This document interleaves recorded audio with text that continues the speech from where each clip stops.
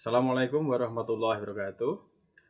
Selamat bertemu kembali di mata kuliah perpindahan panas konveksi dan alat penukar kalor, di mana mata kuliah ini ditujukan bagi teman-teman mahasiswa semester kelima. Jadi mungkin ada beberapa teman-teman yang bukan semester 5 ya, ada yang mungkin dari semester 3, mungkin karena ada kelebihan SKS ngambil di semester yang di atasnya, atau malah justru teman-teman yang semester atas karena masih mengulang. Nah, ini memang tidak bisa dikatakan mudah ataupun sulit untuk mata kuliah satu ini.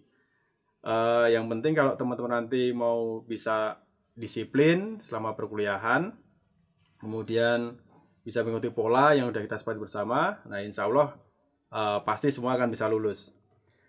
Nah, visi prodi kita itu yang terakhir kita sepakati bersama itu adalah menjadi program studi teknik mesin yang bereputasi di tingkat Asia dalam bidang hospital engineering, berlandaskan nilai-nilai Islam berkemajuan. Nah, di sini yang saya garis bawahi adalah bidang kita. Jadi perlu teman-teman ingat, prodi kita ini memiliki kekhasan di bidang hospital engineering, termasuk nanti di mata kuliah ini tentunya bagaimana nanti kita melakukan banyak latihan soal ataupun tugas, kita akan lebih banyak bergerak ke bidang hospital engineering, khususnya yang berkaitan dengan bidang perpindahan panas konveksi dan alat penukar kalornya. Nah, untuk materi kuliah sendiri, kita nanti insya Allah ada 16 kali pertemuan dengan 4 kali ujian capaian pembelajaran, dan selama perkuliahan itu akan kita bagi menjadi 2 jenis perkuliahan. Yang pertama adalah perkuliahan secara offline. Nanti dari 16 kali pertemuan itu kita ada 4 kali pertemuan yang kita laksanakan di kelas, tentunya dengan memperhatikan standar kesehatan karena kita sedang dalam masa pandemi COVID ya. Kemudian sisanya atau 12 kali nanti kita laksanakan secara online. Nah, untuk materi kuliah sendiri yang pertama atau di pertemuan yang kedua itu tentang dasar-dasar perpindahan kalor. Di sini meliputi jenis-jenis perpindahan kalor, kemudian ketentuan konversi energi, kemudian bagaimana nanti penerapannya di bidang kita, di bidang hospital engineering dan lain-lain. Nah, di sini kita masih banyak melakukan review ya tentang apa yang sudah teman-teman dapatkan di mata kuliah sebelumnya, yaitu di perpindahan kalor yang kemarin. Nah, kemudian di materi selanjutnya, nanti di pertemuan yang ketiga berarti di sini adalah dasar-dasar konveksi. Kemudian di pertemuan keempat kita lebih spesifik lagi, kita masuk ke apa itu angka Reynolds, kemudian apa itu angka Prandtl, kemudian angka Nusselt. Nah, sampai di sini nanti kita lanjutkan dengan ujian capaian pembelajaran yang pertama. Nah, setelah kita melaksanakan UCP yang pertama, kita lanjut ke materi tentang konveksi aliran eksternal. Jadi nanti kita ada aliran eksternal, kemudian yang kedua adalah aliran internal. Untuk yang kaitannya dengan aliran eksternal, yang pertama meliputi gesekan dan perpindahan kalor pada aliran eksternal dan aliran paralel melewati plat datar. Jadi di atas sebuah plat yang datar, nanti kita tinjau bagaimana mekanisme perpindahan kalor yang terjadi di sana.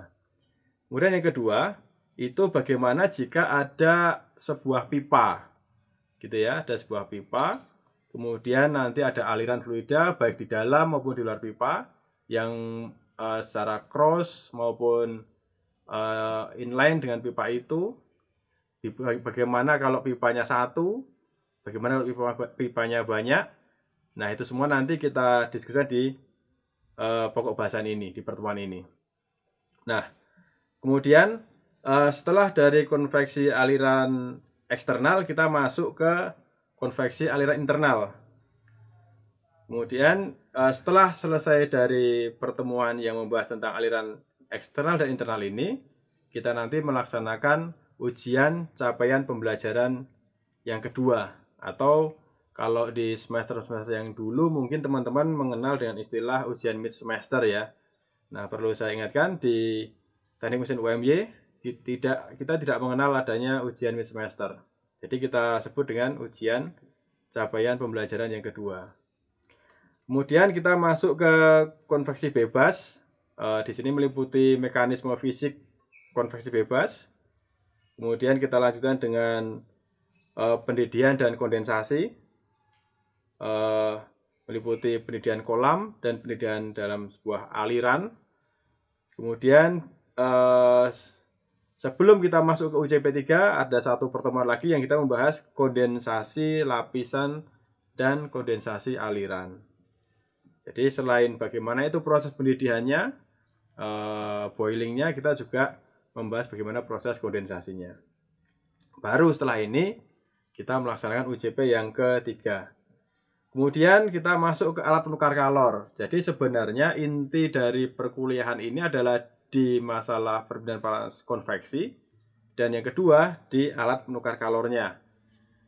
Nah, tentunya teman-teman mahasiswa harus mengetahui bagaimana klasifikasi alat penukar kalor, kemudian bagaimana mengkalkulasi ya, menghitung perbedaan panas secara keseluruhannya, sehingga akhirnya teman-teman bisa melakukan suatu analisa performance suatu alat penukar kalor. Kemudian setelah ini kita lakukan dan teman-teman sudah bisa, kemudian kita lanjutkan dengan ujian capaian pembelajaran yang terakhir atau yang keempat. Nah, setelah ujian keempat ini, maka sudah selesai teman-teman pelaksanaan perkuliahan. Namun ada beberapa komponen yang harus dipenuhi, yaitu mengingat bahwa mata kuliah ini itu terdiri dari 3 SKS, yang artinya 2 SKS nanti teman-teman melaksanakan teori yang tadi itu, yang materi-materi tadi itu yang 2 SKS. Kemudian yang 1 SKS itu adalah praktikum. Nah, begitu pula dengan penilaiannya. Untuk penilaiannya sendiri nanti kita bagi menjadi 2 komponen, yang 2/3 itu adalah teoritik, kemudian yang 1/3 dari komponen praktikumnya gitu. Nah, untuk praktikum sendiri sampai saat ini masih ada kesepakatan di internal prodi kita, sebisa mungkin kita laksanakan secara offline di Laboratorium FDM 2 di gedung G6 lantai 1 ya. Namun nanti jika melihat kondisi yang tidak memungkinkan, maka akan kami buat suatu mekanisme sehingga teman-teman bisa melaksanakan praktikum di rumah masing-masing gitu. Yang penting teman-teman bisa memahami apa itu proses konveksi, kemudian bagaimana melakukan analisanya pada suatu alat penukar kalor yang sederhana. Kemudian untuk nilai teori sendiri, di mana ini adalah 2/3 bagian dari total nilai ya, itu saya bagi menjadi 10% itu dari soft skill, kemudian 10% dari UJP, ada 4 UJP berarti total 40% untuk ujian capaian pembelajaran. Kemudian tugas kecil saya beri porsi 20% dan 30% tugas besar. Nah, tugas kecil itu meliputi misalnya setelah pertemuan ketiga, teman-teman saya beri tugas soal gitu dikerjakan, kemudian di-upload di MyClass kita, di sistem e-learning kita. Kemudian kalau tugas besar itu adalah desain. Nah, di sini yang ingin saya sampaikan, permasalahan mahasiswa yang mengambil mata kuliah ini dari tahun ke tahun sehingga hasilnya tidak maksimal adalah di tugas besar. Nah, kenapa kok saya beri tugas besar untuk membuat desain suatu alat penukar kalor? Jadi jika Anda sudah mampu membuat suatu desain, suatu alat penukar kalor, itu artinya Anda sudah menguasai teoritis maupun implementasi dari mata kuliah ini. Jadi goalnya, tujuan kita memang ke sana arahnya. Nah, selama ini banyak dari teman-teman itu yang tidak maksimal di tugas besar, sehingga akhirnya banyak yang kehilangan poin 30% di teorinya. Nah, itulah yang menyebabkan kenapa kok banyak, kalau mungkin dilihat ya dari kakak kelas Anda itu yang kok nilainya tidak maksimal. Apakah karena susah mata kuliah ini? Sebenarnya nggak susah, justru mata kuliah ini adalah tambang nilai bagi kita, bagi Anda.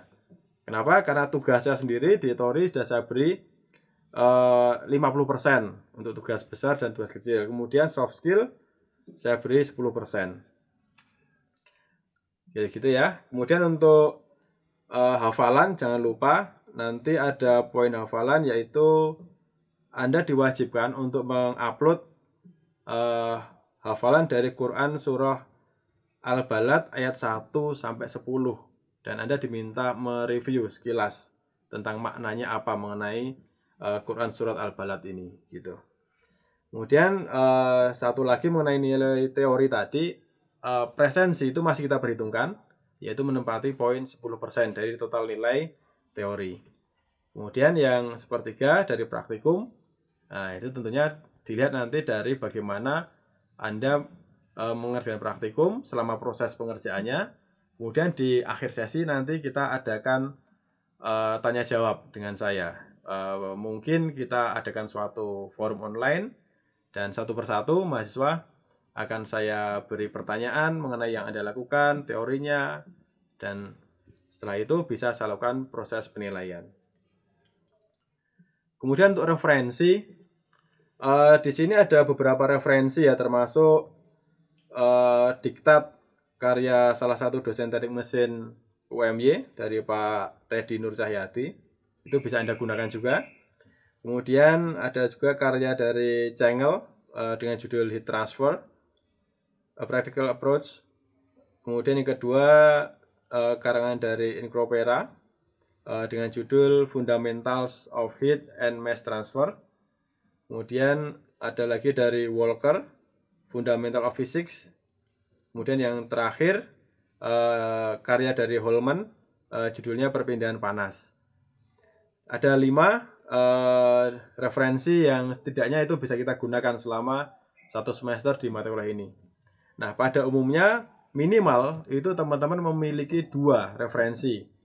Biasanya yang banyak dijadikan acuan oleh teman-teman mahasiswa itu adalah karya dari Holman dengan judul Perpindahan Panas dan karya dari Incropera dengan judul Fundamentals of Heat and Mass Transfer. Oke, kira-kira itu yang bisa saya sampaikan untuk pertemuan pertama ini. Jangan lupa nanti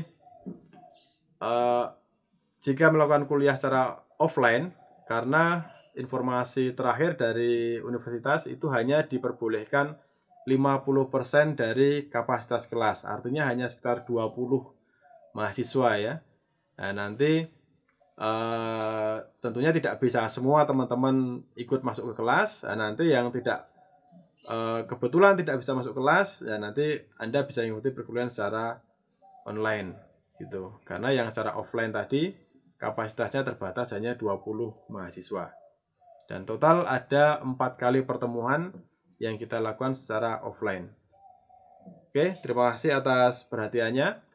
Dan untuk informasi mengenai mata kuliah ini akan saya sampaikan melalui kanal ini. Jadi teman-teman jangan lupa untuk subscribe ya di channel YouTube ini. Dan semua informasi akan saya masukkan di sini. Oke, terima kasih. Assalamualaikum warahmatullahi wabarakatuh.